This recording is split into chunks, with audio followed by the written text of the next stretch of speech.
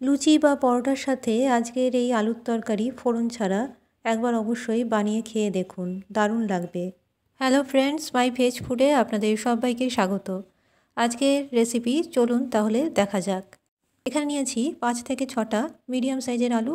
এগুলো কিন্তু নতুন আলু, তাই খোসা ছাড়াইনি, এরকম টুকরো করে কেটে নিয়েছি। ভালো করে ধোয়া হয়ে গেছে। এবার একটা শুকনো কড়াইয়ের মধ্যে নিয়ে নিচ্ছি প্রথমেই আলু নেওয়ার পরে এর মধ্যে দিয়ে দেবো 2টো মিডিয়াম সাইজের টমেটো। এরকম টুকরো করে কেটে নিয়েছিলাম, সেই টমেটোটাই কিন্তু এর মধ্যে দিয়ে দিচ্ছি। আর এখনও কিন্তু আমি গ্যাস ওভেন অন করিনি।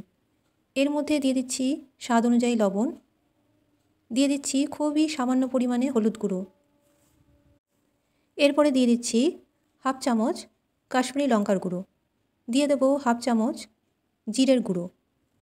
এরপরে এর মধ্যে দিয়ে দিচ্ছি 3টে চিড়ে রাখা কাঁচা লঙ্কা। আপনারা ঝালের পরিমাণটা বা ঝালের আন্দাজটা আপনাদের স্বাদ অনুযায়ী নেবেন। আর দিয়ে দিলাম গ্রেট করে রাখা আদা 1 ইঞ্চি। আর দিয়ে দিচ্ছি কিছুটা পরিমাণে ধনেপাতা কুচি। এরপরে দিয়ে দিচ্ছি 1 চামচ চিনি। মিষ্টির আন্দাজটাও আপনাদের স্বাদ অনুযায়ী দেবেন। এরপরে দিয়ে দিচ্ছি 1 গ্লাস পরিমাণ জল। যতটা গ্রেভি রাখতে চান সেই অনুপাতেই জলটা ব্যবহার করতে হবে। একটা হাতার সাহায্যে ভালো করে সব উপকরণ আলুর সাথে মিক্স করে নিতে হবে, ঠিক এইভাবে। এবার গ্যাস ওভেন অন করে কড়াইটা গ্যাসের ওপর বসিয়ে দিয়েছি। আর দিয়ে দিলাম 1 টেবিল স্পুন সর্ষের তেল। এবার একটা ঢাকা দিয়ে ঢেকে রাখছি 10 মিনিটের মতো। এই সময় গ্যাসের ফ্লেম মিডিয়ামে আছে। 10 মিনিট পর ঢাকাটা সরালাম। দেখুন, আলুর তরকারি কিন্তু খুব ভালো মতোই ফুটে গেছে আর আলুগুলোও প্রায় সেদ্ধ হয়ে গেছে।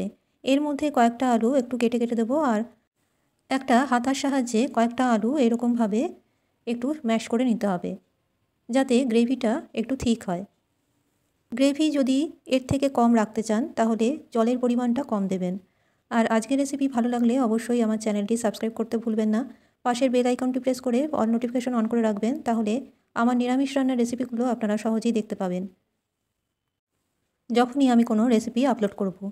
এরপরে এর মধ্যে দিয়ে দিচ্ছি 1 চামচের মতো কাসুরি মেথি।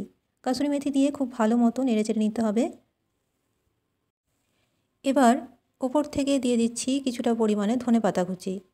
ধনেপাতা কুচি দিয়ে গ্যাসের ওভেন অফ করে 2 মিনিটের জন্য এটা ঢেকে রাখবো।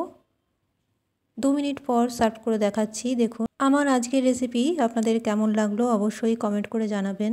ভালো লাগলে একটা লাইক অবশ্যই করবেন। আর আমার ফেসবুক পেজ ফলো করতে ভুলবেন না।